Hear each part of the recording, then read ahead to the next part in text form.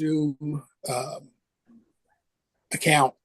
And so the Zoom link that we have been using for quite a while now will be changed. Obviously, I will make sure that the Facebook page, the website, and any announcements that are sent out are accompanied by the new Facebook meeting when we establish that. So that's all I have. So, John, it's all on you now. Thank you. All right. Just for those who may not know me or what have you about me, I went down a rabbit hole about 5 years ago during the shutdown and started getting into fancy work. First, it was paracord, and I spent many a day watching Marco Gork's uh, Paracord Guild, and then that took me by the algorithm to Miko, and so on. Quickly, within a month, I had discovered the idea of doing Senate frames. And that's really what I focus on. I do some other things. I make some Christian crosses on wooden bases. I've done a few bell ropes and so on and so forth. But so Peter asked me to, and I'm going to shift my camera now, see if this how this looks. Peter asked me to do a tutorial on um, these star knots. Is that in focus? How are we doing there? Does that look okay? Yeah, it looks good, John. All right. So as you can see by what I have displayed here, I've gone a little nuts on star knots.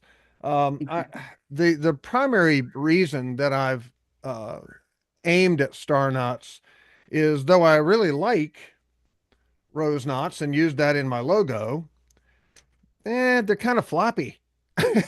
And when I'm putting them on a frame, I need the stability and strength of the structure of a star knot. I love them. So I decided to find different ways of making them look radically different with just different crowning. These are all star knots. 8-point star knot. That's a 6, 8, 8, and so on. So I'm not going to get but so much into that. Let's assume, for the sake of tutorials, that no one knows anything, because I think it's good to start at the basics. So when I'm going to tie a star knot, a multi-strand star knot, you could start with maybe, actually you could do a 3, but here's a 4. And the reason I'm bringing this up is with a 4, you don't need a core. They separate themselves nicely into a radial display as you, and we're, situation before you start tying. But if you go to 5 or more, you need to put, is that in focus? Can you see that? There's 5 around there, but a central core of one other piece of line. Is this? Yeah, we see it. You can see it. Can you, does this look focused to you? It doesn't look focused to me. Yeah, it looks pretty good, John. Okay. So anyway, that's important to me because I want them to be perfectly symmetrical. So if you do put a core in them from 5 and up, you'll have a better situation to start with. So I made a couple of displays to kind of show, I'm going to tie one in a minute, but this is what happens after the first step of a star knot. That's a 5-point. The reason I'm bringing up the 5-point is if you go to Miko's or to Ashley Book of Knots, the 5-point star is the primary item used for describing how to tie them. And if you know how to tie a 5-point star knot, you can tie a star knot in 6, 7, 8, 9, 10, however many, because it's the same operation, simply using more strands to accomplish a larger and more multi-bite or multi-point star knot. So that's the first step. Then the second step is crowning, and that ends up looking like this. The third step, see where I am here, it radically transforms into a recognizable star knot form. And this is the most challenging part of tying a star knot, is understanding how to get it from here to here. Then one more step along the way is those lines have all been brought up through the middle of the knot.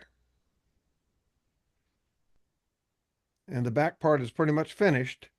And then you can do the basic star knot, which is going to look like this.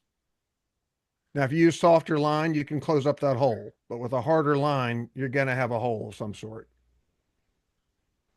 or have something sitting in the middle and not being symmetrical. Does that all make sense? Yep. All right. So now what I'm going to do is I'm going to go ahead and tie a 5-point star knot.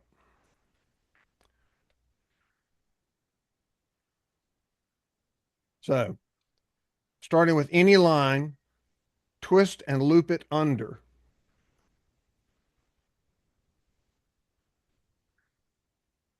Then moving counterclockwise, yoke to the next line along, reach under that, bring it back around this first line and go back under itself. Continue. I'm going to try to hold this to where you can see what the heck I'm doing. Okay. So there's one. Then we're going to go to the next one. Around under this one, over it, and then under itself.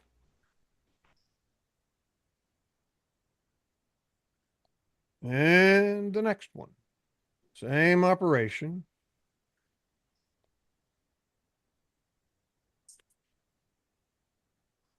And the final one, around and under itself. And then we started with a loop by itself, and that's going to be filled by the final 5th line. And that's that first operation. Then there's ferrying it up.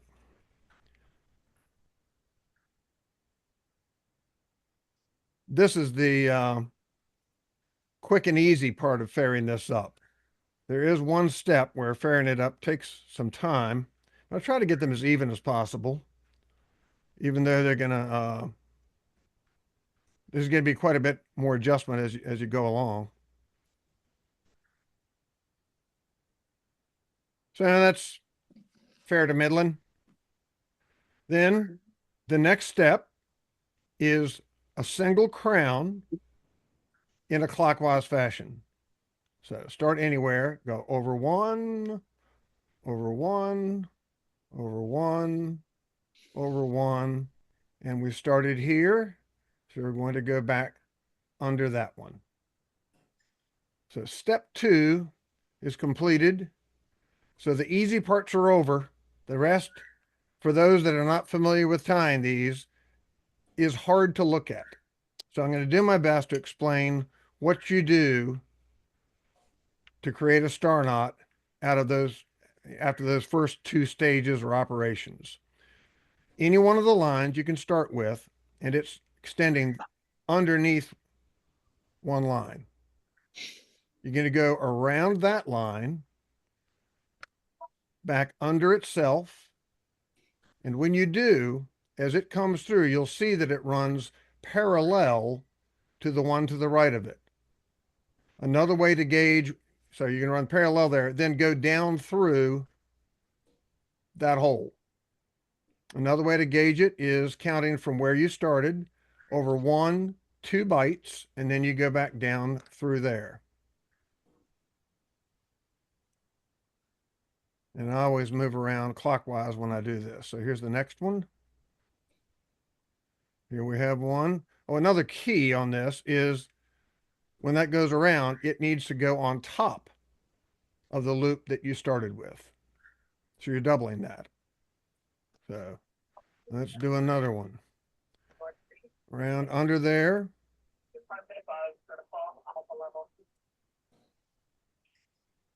Count over 2. And back down through that little hole.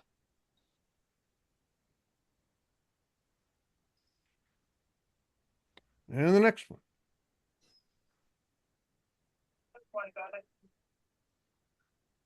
By the way, this line is 3.5 millimeter hemp that at a great pain to Terry to obtain uh, hemp thread.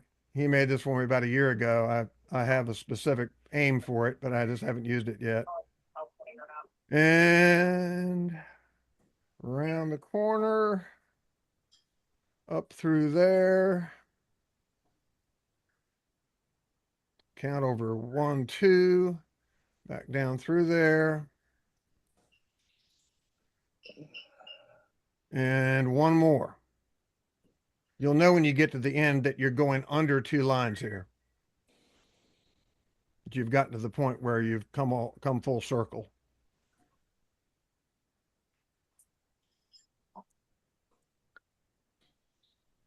Any questions so far?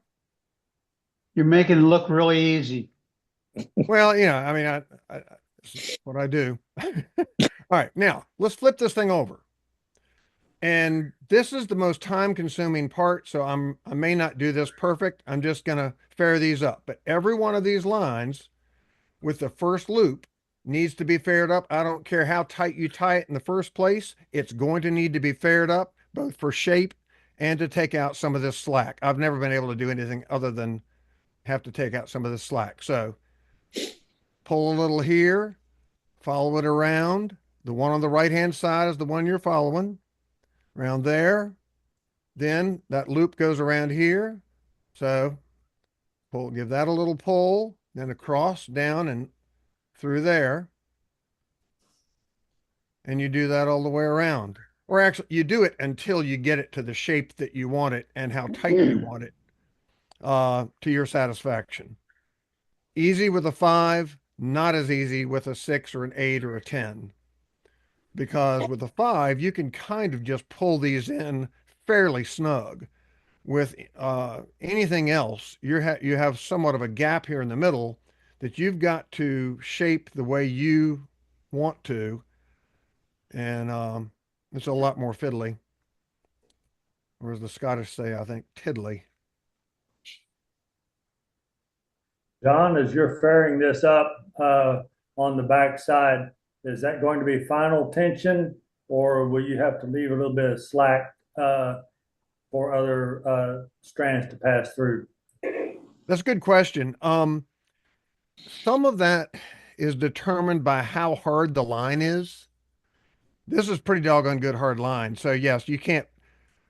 Well, I'll put it to this way. I once made a frame with 44 star knots on it. 40 of them, 38 of them were 5-point star knots tied out of number 120 as tight as I could make them. And yet even tying them as tight as I could make them, I had to get out calipers because they were different. I mean, it's really, there's so many variables in the tensioning of what you do. But yeah, if you want to do multiple passes through at the end, which I'm going to show y'all in a minute with some other stuff. Yeah, you got to not pull them as tight, not pull up but so tight. Thanks for the explanation. Yeah, well, that's a good question because you do have to kind of consider that. And I'm so used to doing this, I kind of do it without thinking. But when you're trying to explain it to somebody, that's why I'm encouraging y'all to ask me questions because I don't know what I might be missing. But anyway, so it's pretty close, right? And it's still not but so tight. It still has some slack to it in here, right? So the next step is, now that they're down again, is to go back up through the center. And the easiest tool for this, you can use a Swedish fid, but the fin fid of Miko makes this really easy. But you're going to be coming from here and moving, you can't see it, but it really is over 2, but you're moving in line with this one.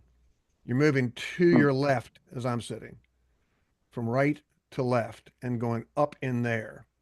So I'm going to reach in here with this fin fid, see if you can see it, and just push through.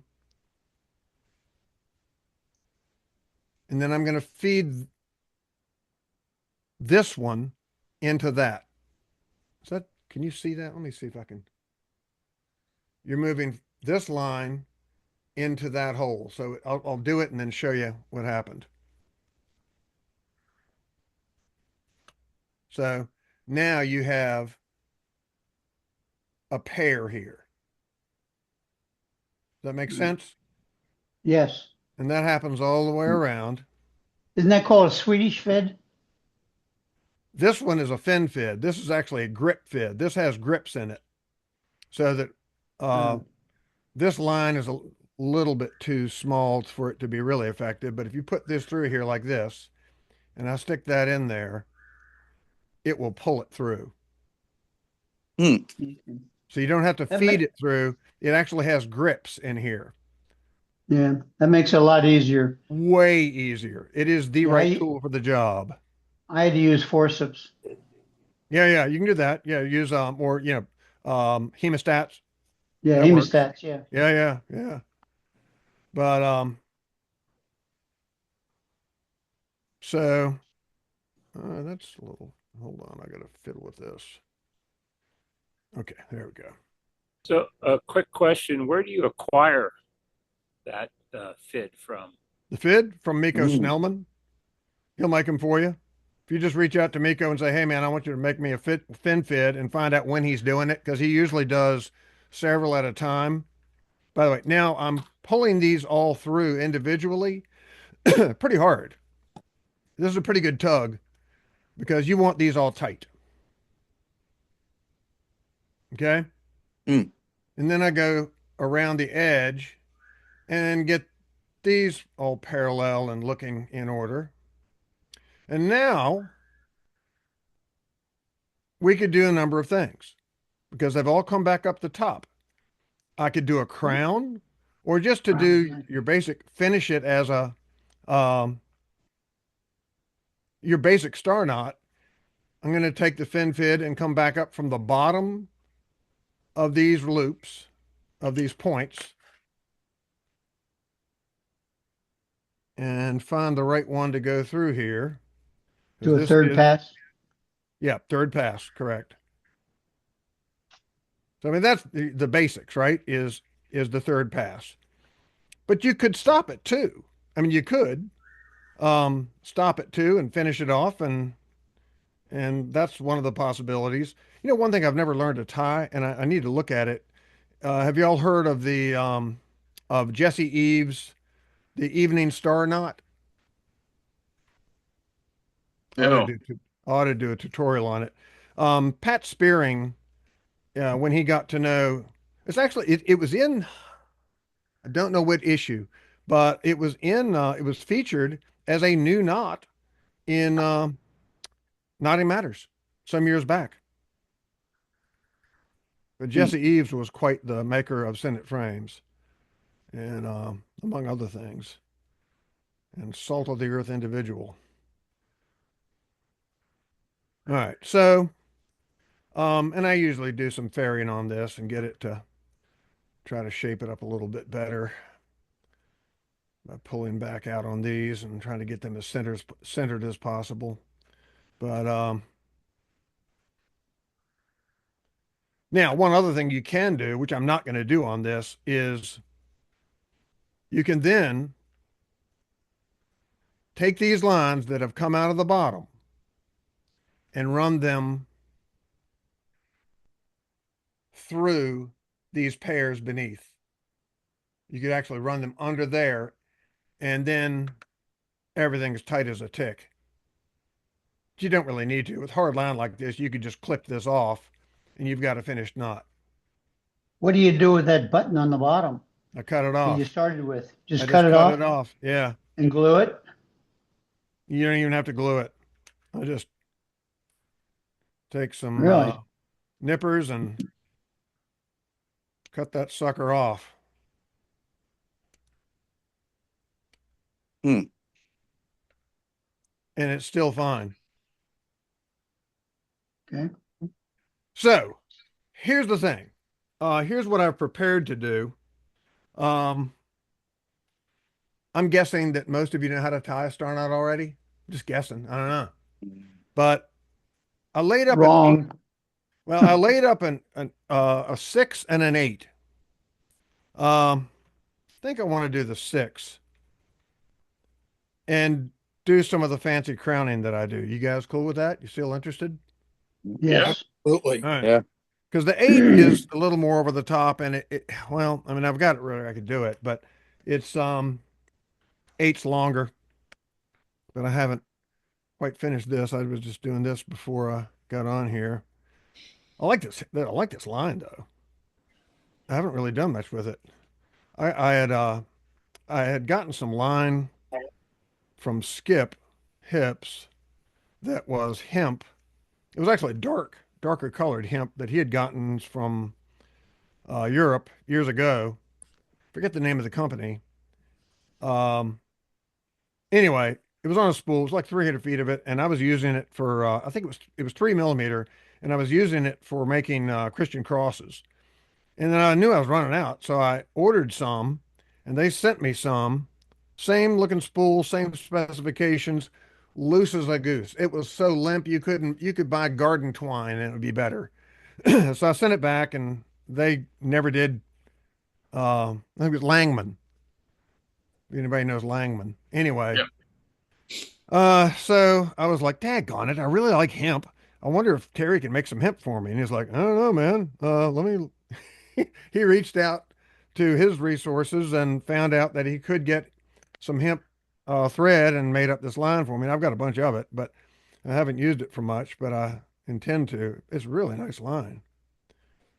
But I used this hemp because uh, when I was doing this, dude, it's too white to show you guys what I'm doing at all. All Oh, right, thanks, so- John. We worked hard on that hemp. Oh, I know you did. It turned out really nice. Good line. This is 3.5 millimeter hemp from the Southwest.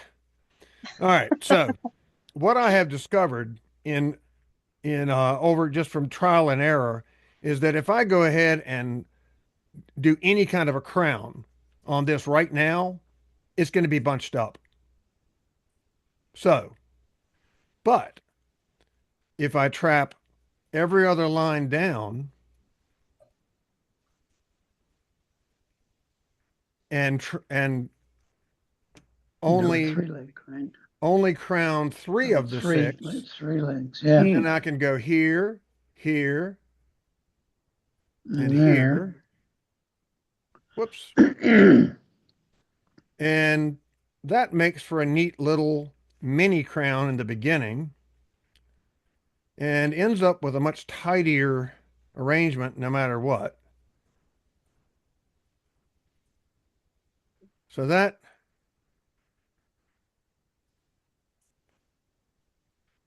and I try to get this pretty tight too because I've got more stuff coming on top of it. So that's pretty hard, tightened up crown knot right there. But that makes a nice little centerpiece, right? Then, just for simplicity, and it also looks cool, let's do over 2 crowning.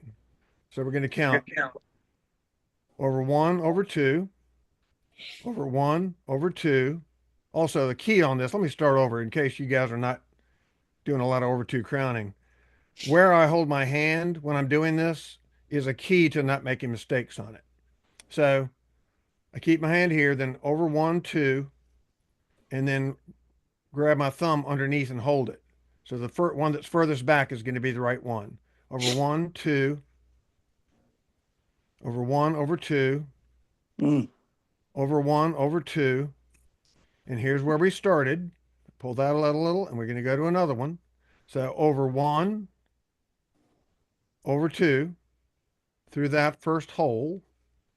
Then last one, over this one, and over this one. So This through one. both of those loops. That's over 2 crowning. And then fair that up. One of the things I discovered, once again, I'll sit around watching TV, watching football, and do this mindlessly and see, oh, look, and then look and say, oh, look what I did.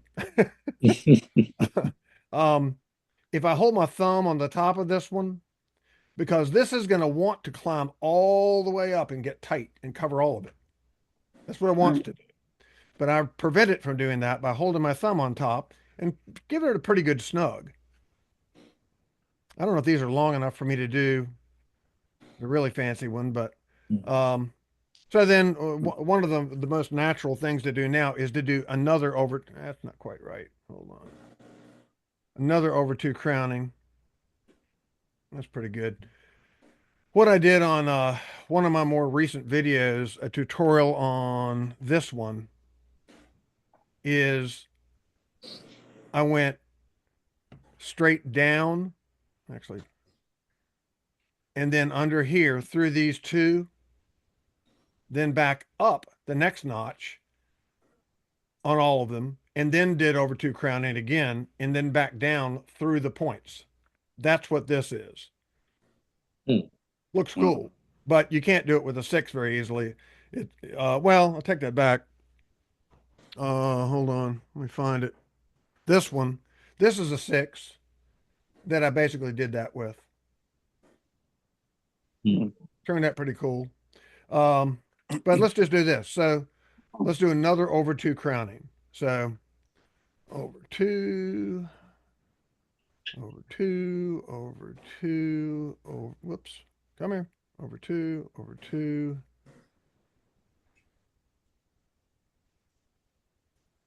Because I don't have these lines need to be about 18 inches long instead of 14 inches long to do that much crowning back up and down, and all that.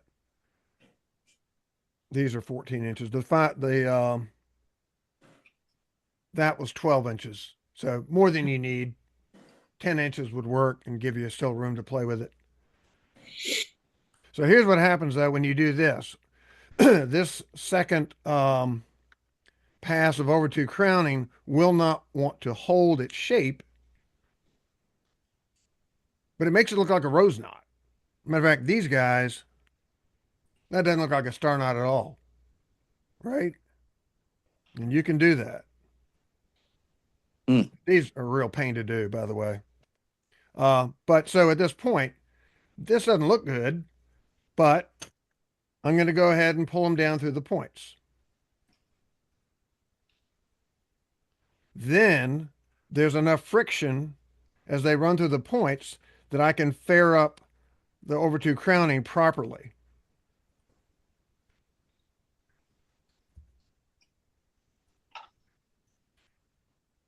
It's so loose. I don't know if I'm doing it right. Yeah, I think it's all right. Just tear it apart, John, and start over. Yeah. That's funny. I've done it.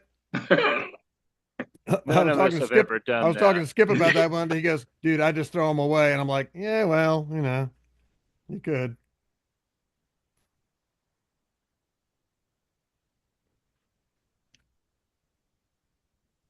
But 6 is manageable. 8 and 10, not so much. All right, so now I got to fair this up through the points, which is a bit sketchy, but can be done.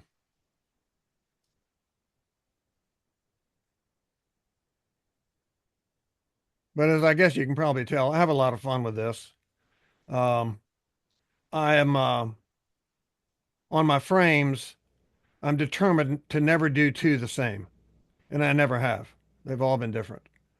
And that means that, not always, sometimes I've used the same feature over, but generally I like to do stuff that's completely different than what I've done before. And yeah, this is a little sketchy here. Hang on. Yeah, we're pretty good. So, yeah. Now understand. I mean, for what it's worth, I'm so crazy that I would sit for 20 minutes and get this perfect. That's me. But then the last thing you do with this to really anchor it is run those lines through one more time through these pairs on the bottom. and then it is solid as a rock. Ain't going nowhere. You don't need to glue anything. I mean, sometimes I will put a dot of super glue, but when you're going through this process and you're taking this last tuck under these pears on the bottom, it ain't going nowhere. Not if the line is hard.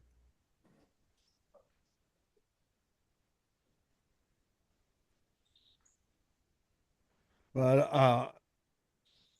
I don't know that there's a limit to how many different things you could do to a star knot. I haven't found a limit yet. Now I should have brought it up here. I didn't. I made a star knot with a bunch of crowns and passes, and I made it square.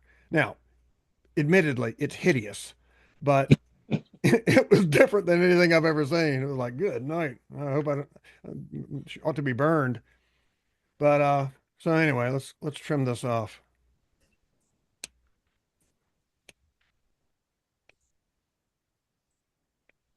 The funny thing about star knots is, I mean, I don't even know if it was ever, I mean, the origin of it. You know, you're typically probably doing 5 strands or more, right? So that's not any typical rope, but it could be a stopper knot if you had a, 6 strand or a 4 strand rope. It could have been a stopper knot. Who knows? I think it's Um, always a decorative knot. I think so too. I agree. It's purely decorative. Um, I remember Lindsay saying that a lot of the French cordage is 7 strands. So oh, really? yeah, with a center core. So I think you could probably make it a stopper knot there. Yeah. So, I made a bosun's lanyard with a star knot, then 2 inches, and then another star knot off of the center, and then just did a round turn in the center, and uh-huh. it was really came out, very very attractive. And the person I made it for was very happy with it. So you Yeah. build a star knot on top of a star knot. Well, and I should have brought it up here too, but I have there's a friend of mine here in Williamsburg who is an art expert, and he has a business in refinishing paintings. For his credibility, I'll say this: I ran by to see him I don't know, a year and a half ago. He said, "John, let me show you what I just got." And understand, this guy's 80 years old. He goes, "Let me show you what I just got." And he opens up a folder, and he had 6 hand drawings in there by Salvador Dali. Hmm. He had been sent Wow. them by the National Gallery of Art to be restored because they had some mildew on them. That's who he is. Anyway, I went by and I was showing him some of my work, and 'cause we've been friends for years, since long before I was knotting. And I showed him a star knot that I had made, and he said, "You know what that would make? That would make a really neat pen holder if you just make a hole in the middle bigger." And I was like, that's a pretty good idea. So I took some 1/4 inch cotton that I had, and I made one, I don't know, about this big, and then with really long lines, and on the bottom, continued from the bottom and tied with a core. I used a core temporarily, about the size of my finger, and tied over to crowning down, and then tucked in everything nicely. And it was about, I don't know, about 2.5 inches on the bottom, the big star knot on the top. I bought a little ceramic cup, like a Demitas cup, uh, on on Amazon, and you could set it in there, and it would make a nice desk item and stick a pen in it. I sold a few of them. But the only way I sell stuff is when people reach out to me and say, "John, can I have one of those?" I'm like, "Yeah, yeah, however much." Yeah. But I sold a few of those. And yeah, so there's all kinds of different things you can do with them. But yeah, it's a decorative knot. Anything else, guys? I think I'm done. Well Great. done, John. John, good You job. brought up something. Quick tutorial. Thank you. You brought up something. What was the knot you were mentioning from Jesse Eves? It's called the evening, spelled like Eaving,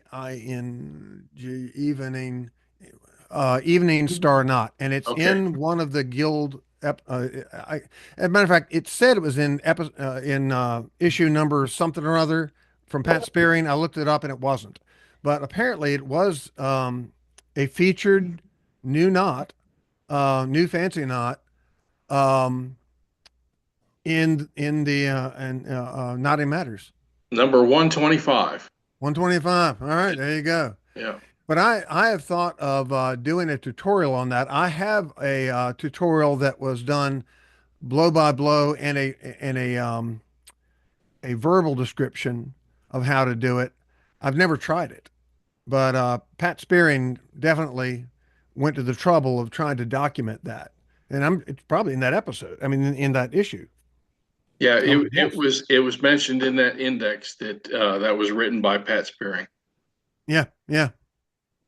So John, I would encourage you for prosperity for the future is if you made sample knots and labeled them with the process, that it's a 6-star with 2/2 crowning. Because I think some of this work, like we look at historic work now, and we don't know who did it.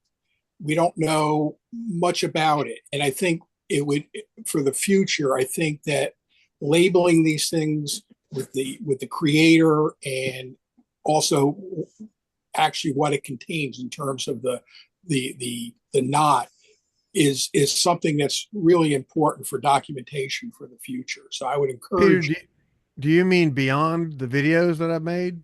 Yeah, I think actually the actual knot itself, that at some point in the future, somebody is going to academically study these things.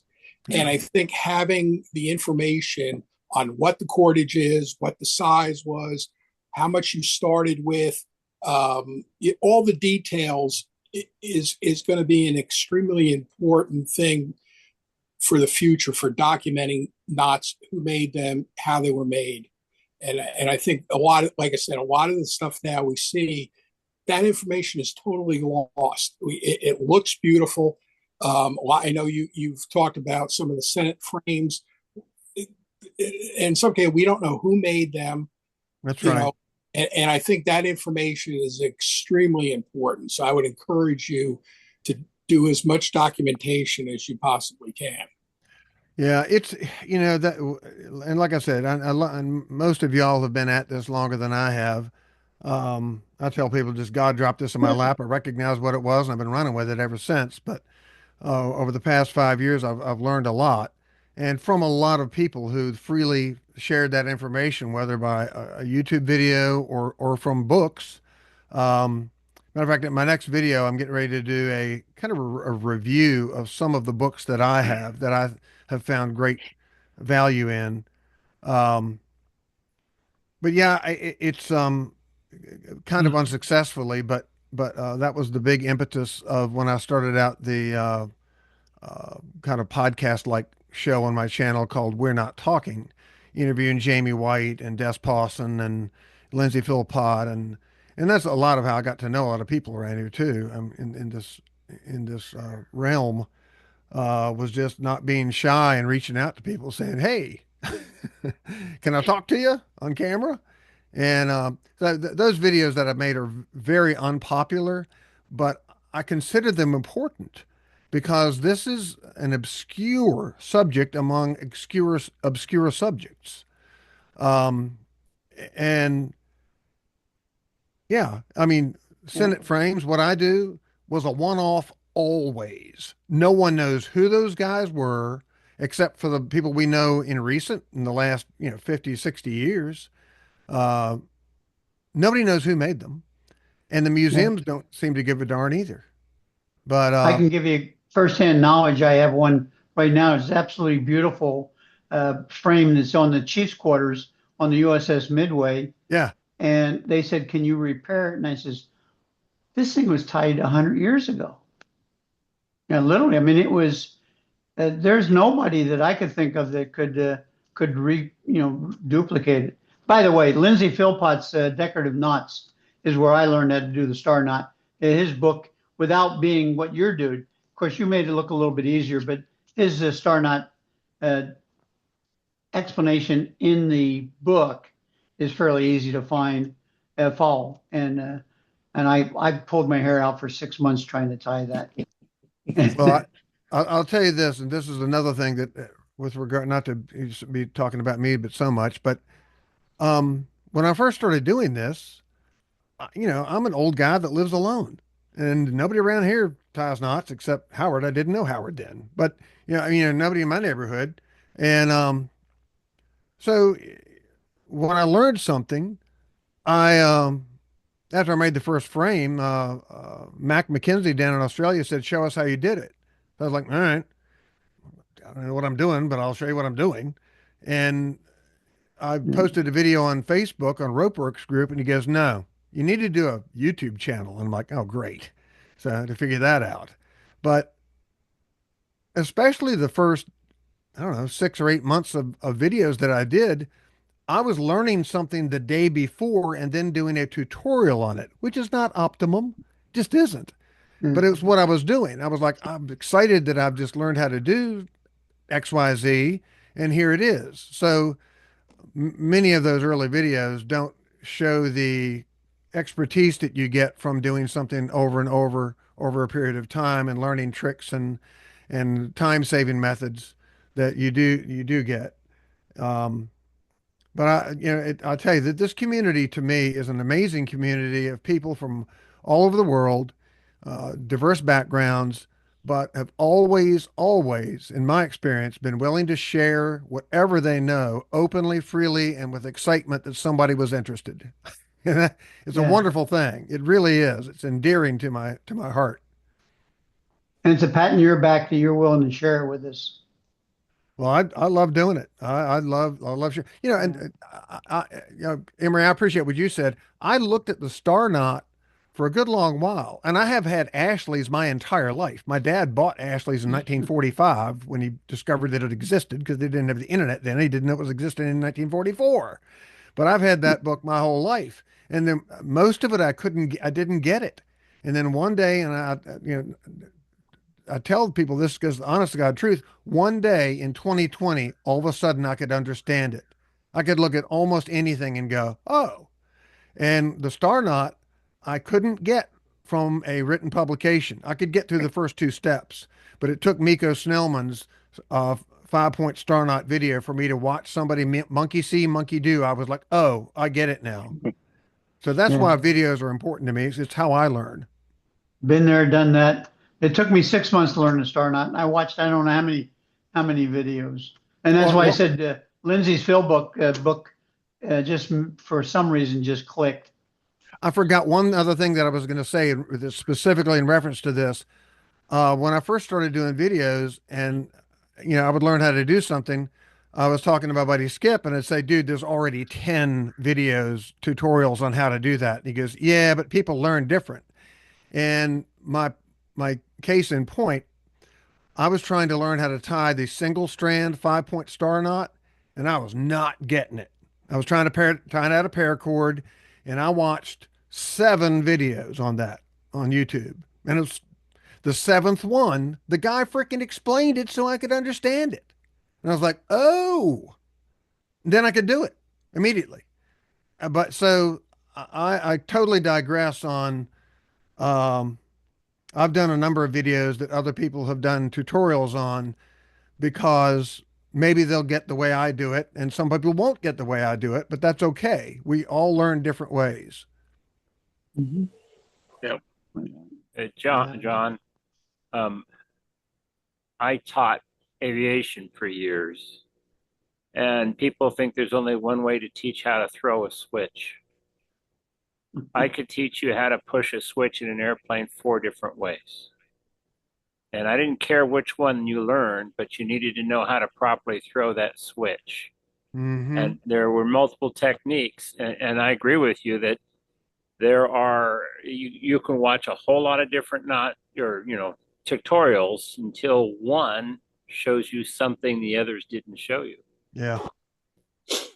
Thanks, Brad. That's a good point. Well, John, again, thank you very much for demonstrating. And thanks, Peter, for organizing this and twisting John's arm just enough to get him to demonstrate tonight. I don't think there was any twisting whatsoever. I don't either. I think he really enjoys it. I do. I enjoy doing it. I do. So let's see. We'll circle back here to Tweedle. Were you able to get your microphone to unmute, sir? No? No, we can't. Muted. There you All go. right. Can you hear me now? Yeah. Okay. All right. Well, I've enjoyed this um, knot tying group, the International Knot Tying Group, for about 5 years, and I've always been tying something together, whether it's in the Boy Scouts, when and just tying any kind of piece of string that you could come up with, or I've spent a lot of time tying coconut palm fronds and making funny looking things out of coconut palm trees, like hats and other things. And then when I got back out of the islands, I started tying bell ropes and anything I could tie together out of whatever I could find. And tonight I wanted to ask you, since it was a star knot program, I started tying star knots. They're not very pretty, but they're still star knots. And I appreciate the difficulty it is to do with limp string. Now here's one that's a little bit better at the end of bell ropes. Oh yeah. Yeah, John, you made a good point, John, and that and being a knot tire for a long time is the consistency of the cord is really critical. Oh yeah. Now here's another one. It's a little better. Oh yeah. But it's tied at the end of the sennit and not at the beginning, not make a button knot or something like that. Yeah. Well, I hope I can join you again on the next. There's a couple of other things we can make, out of palm fronds, birds and fish and stuff. But I hope I can join you again sometime. And I tried tying stuff with horse's hair.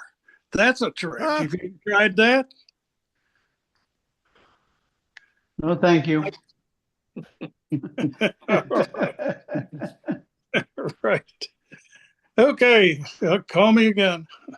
Well, thank you so much, sir. Thanks for calling in. Let's see if I can mute this thing. Okay, let's see. Who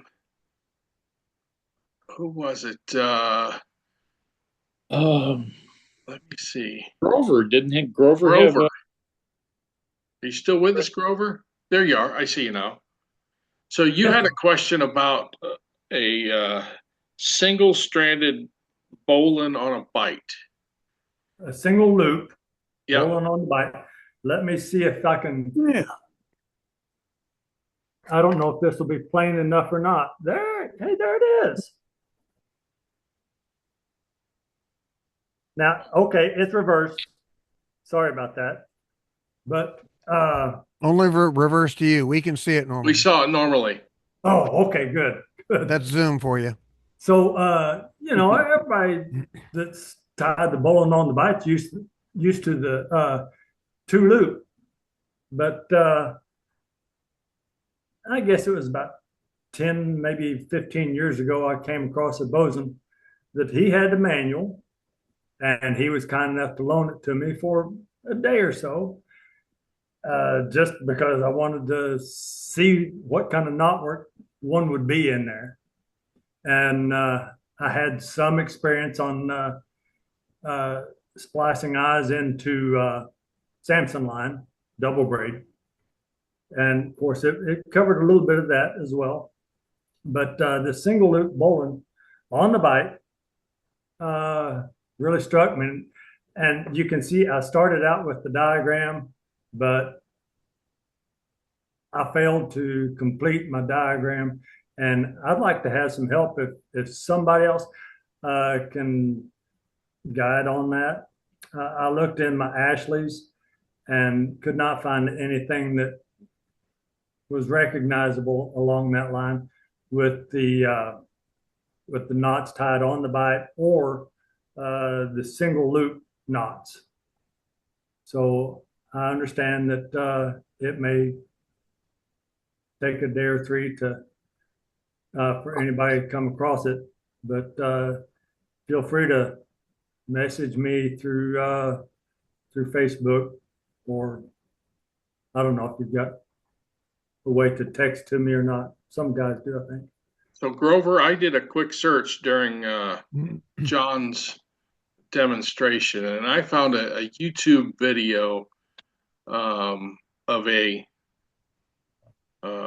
of what you describe, or what you called a single-stranded bowline on a bite, or single loop bowline on a bite.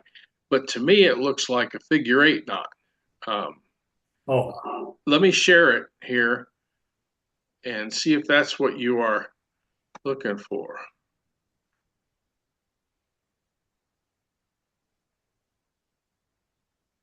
Mm-hmm.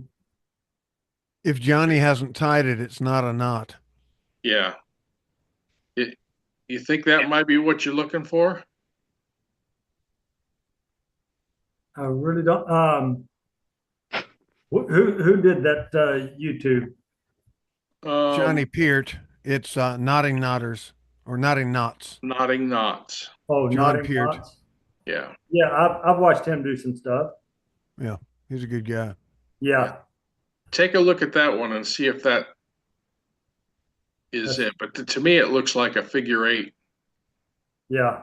What's Johnny's last name? Peart, Peart, but that's not how you'll find it. Just go to Knotting Knots. Yep. Got it. Okay. And his is the figure of 8 with loop. It was called exactly what you described. Okay. Let's see, single bowline on a bite. Okay.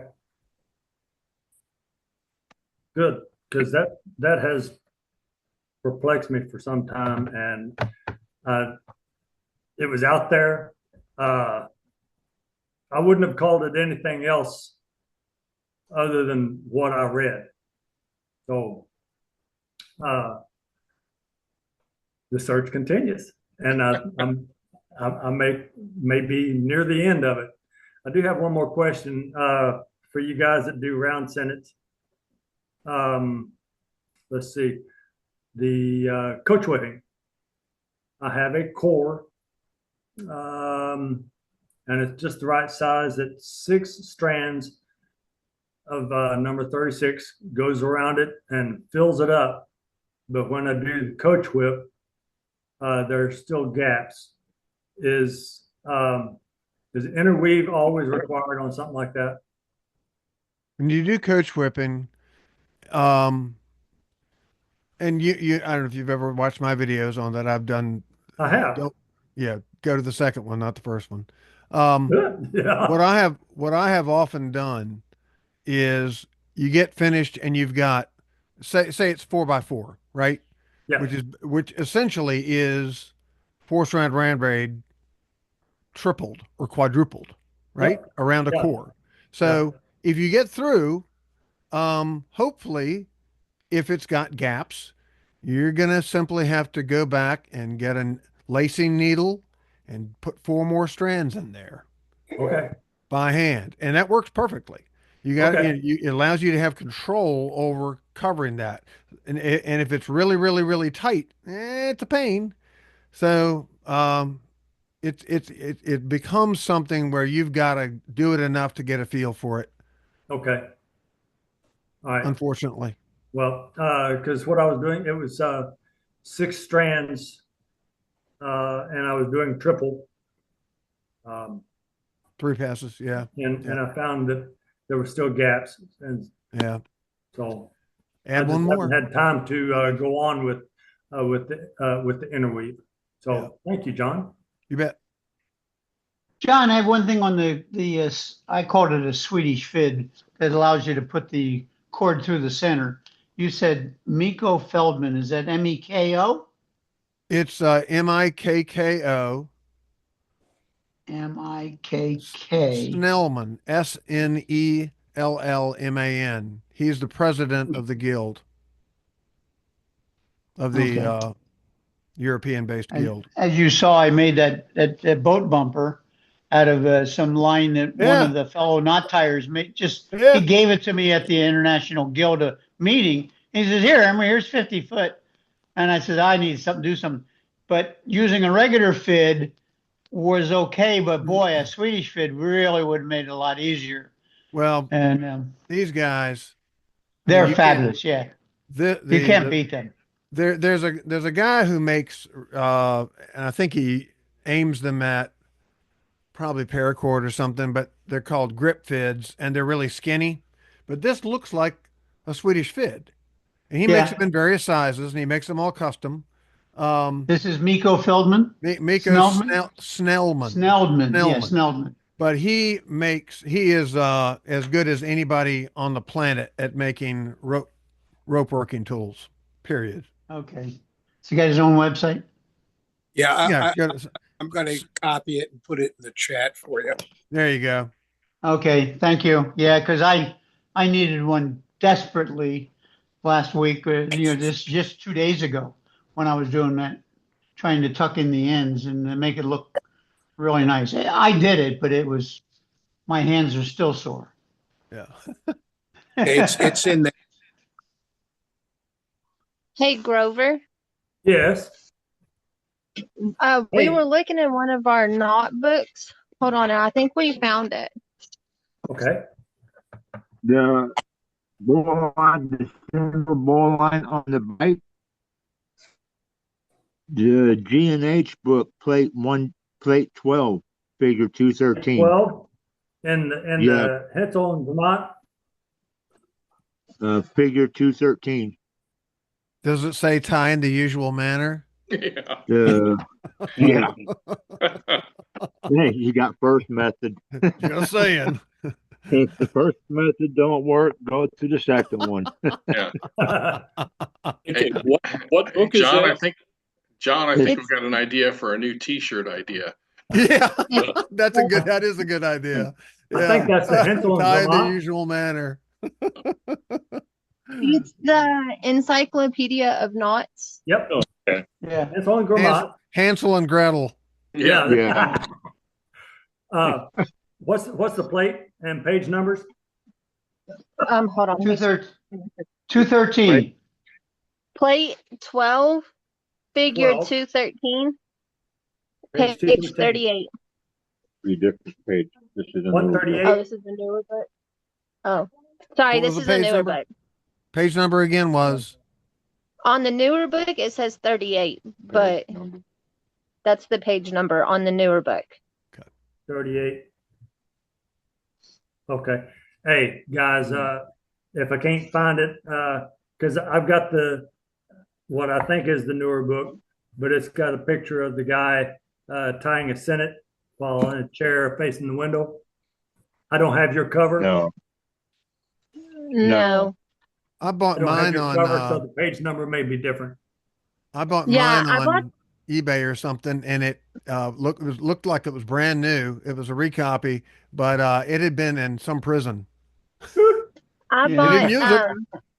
I bought Dad's this new one he has because his old one's falling apart. But I got this one off of Amazon. I think it was like $30 or $32 with Yeah. free shipping. So Hey, there's a website for book buying. It's called cheapbooks.com. Okay. oh no, Fabulous. that's true, but I can usually Cheap go through Dad's bookstore and find some books. Cheapbooks.com. You do have a resource there, don't you? Yeah. Yes. So Yeah, I've got two of your all's books that and from Sexy Red. I appreciate that. I got my copy of the encyclopedia from Eagle Bay. Yeah, Alright. no, I got this one off Amazon for Christmas. Like I said, I mean, that's what it looks like. It's pretty. Yeah, that's the one. I've already What? bookmarked a lot of other things for Dad to do out of this book for me, but we haven't made it there. What revision is Get to it? work, What Terry. version? Do what? What revision is it? Is it revision 4, fourth edition? Yes. Yeah, Okay. I think so. I don't remember It off the says on top the of my front. head. Yeah, this was the fourth edition, the 11th printing. Yeah, it's new. All right, does anybody have any projects they want to share? I think Howard Oh, does. don't look at me. Oh, I've yeah. been busy with baby goat. Not me. Yeah, I can Go ahead, I Howard. can share a couple of little things. Since Gabriel Richer from France posted some pictures a few weeks ago, and I had never seen these things. I never heard of them, and I got interested. So I went and bought one. This is a clasp that is used to go through the grommets of a duffel bag, and you can put a little padlock on it here. It's just brass, but the German, the French, and the British navies gave these type of clasps with padlocks to their sailors. The French sailors apparently made an art out of it by decorating these. I haven't found the German and French sailors have done that, but I found several of them with different designs, and so I started playing around with this. So it is just brass, and they have slightly different shapes. This is sort of a flattened U. Some of them are semicircular, and some of them are more U-shaped. Anyway, this one I did 8-strand, 1/over crowning. This is about 1.5 millimeter. So there's 8 cords there, and they're tied really, you can see really tight. And then same thing over here. And then I put a couple of Turk's heads, 4x5s, I think, on there.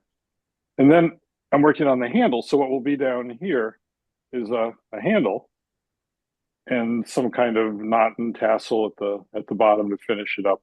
So what the guys would do is poke this through the grommets of their duffel bag to cinch it up, lock it, grab the handle, and you could just carry it around like that.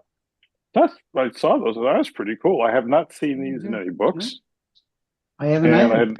I hadn't seen them anywhere else. So I thought, oh, this is great. So in Europe, there are plenty of these on eBay from European countries for the equivalent of $4, $5, $6, $7. Of course, shipping is ridiculous.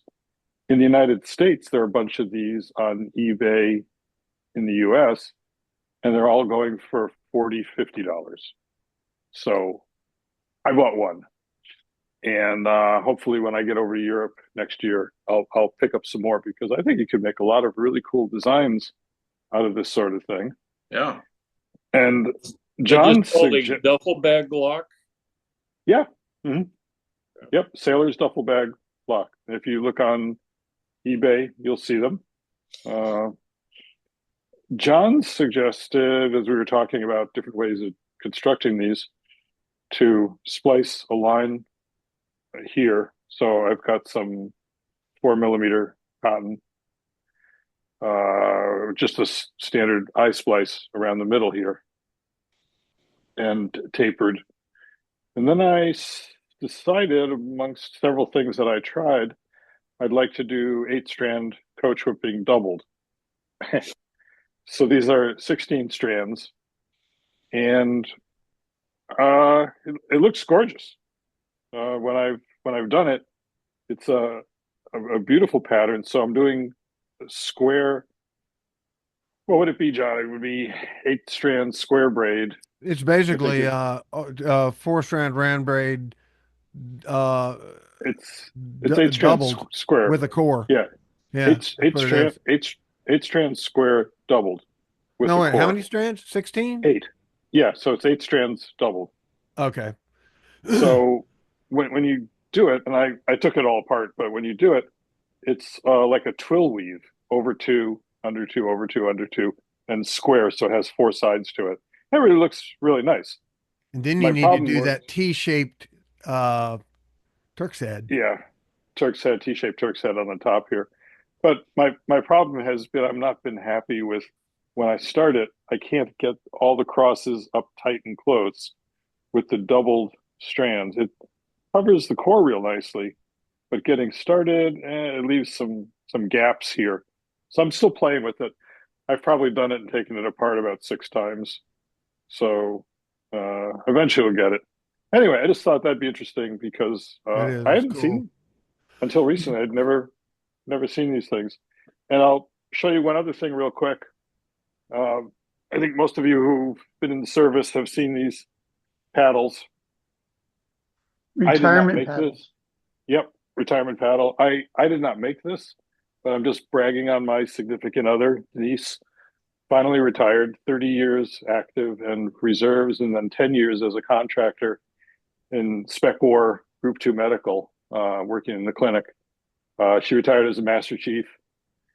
And so they gave her this paddle with the bone frog because she works with the SEAL teams, 2 stars, and Nice. little laser engraving. Yeah. And John, I don't know if Aaron made this or where it came from, but it's local here at Little Creek. Anyway, Who just knows? A bragging. lot of guys do make those. Well, there's Yeah, a shop. just- There's a shop on base there at Little Creek Fort Story. yes. Could have been there. Oh, what is it called? Not O'Hara's, O'Sheen, something. Oh, something. Yeah. Yeah, we've been there several times, and yeah, it's a great little shop. Anyway, I just wanted to brag on Denise a little bit she was saying for a long time when she retired she wanted a paddle, so she got it. So give her a hoo-yah from me. Yeah. Will do. BZ. Yeah. That's all I had tonight. And Carol's got something she wants to share. Let's start with a question for Howard, though. Why are you adding a handle to a handle? Isn't it already a handle? Yeah, it's interesting that the guys, it just comes like this. It's just the U-shaped with the hasp. Yeah. And they would put it through and grab it like this. The German and English versions that I saw would have a padlock with little chain keeper.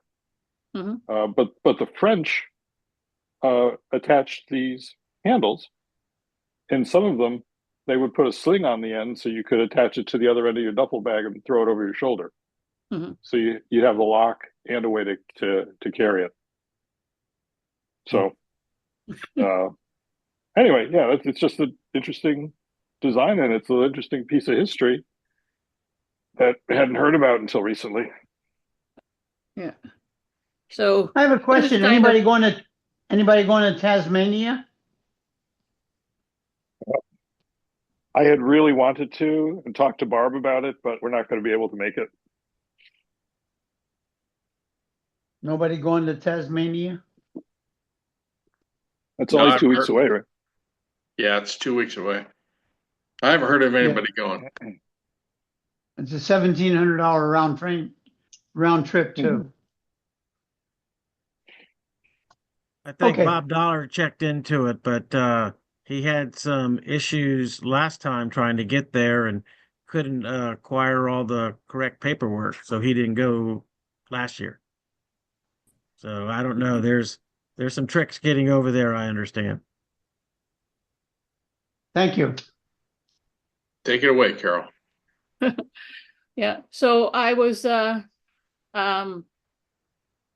down a rabbit hole of different things. So this is a knot that I found on jungojed.org that they said was a 3rd order Turk's head. But and then this one is a 2nd order Turk's head. And I only recently figured out that they are from the Rossing round mat book that you can get off the IGKT website, right? And so he calls them rosettes. And I was looking at the definition of Turk's heads in as much as it's a braid, right? But if you flatten this out into a braid, it would be asymmetrical and would curve. right? So I'm guessing that these are not Turk's heads.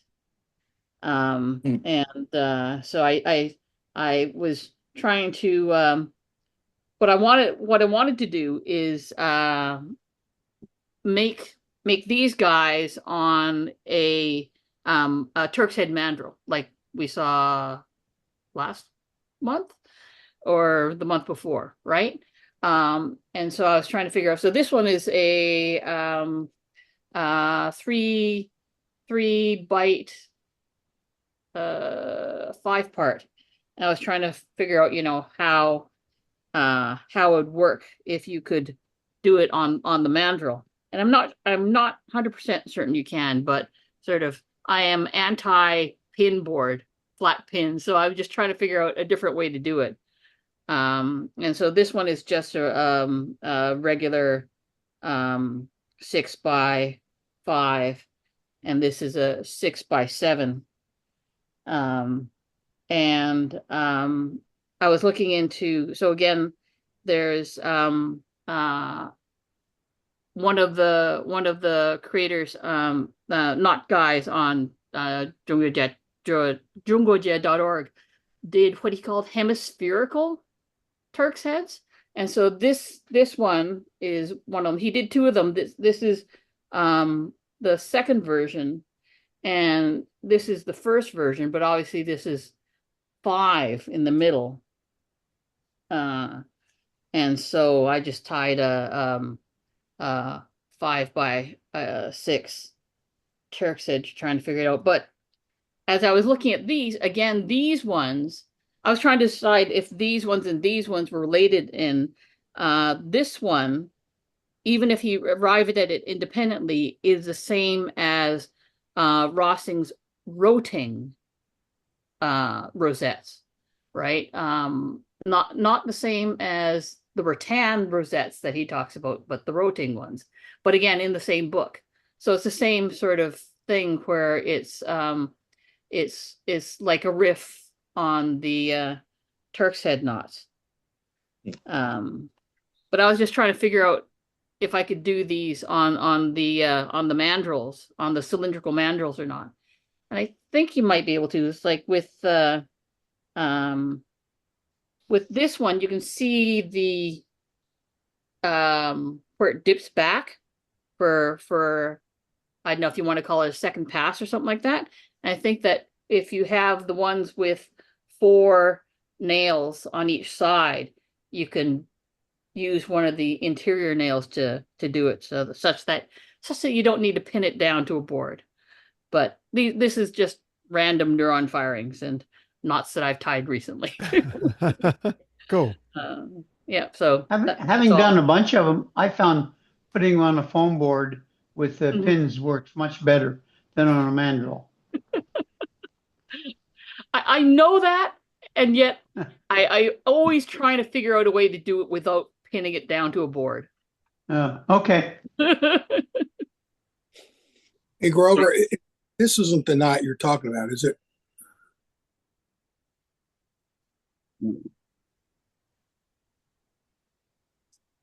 No, I was mute. Sorry about that. No, I'm afraid that it's not. Okay. Oh, there we go.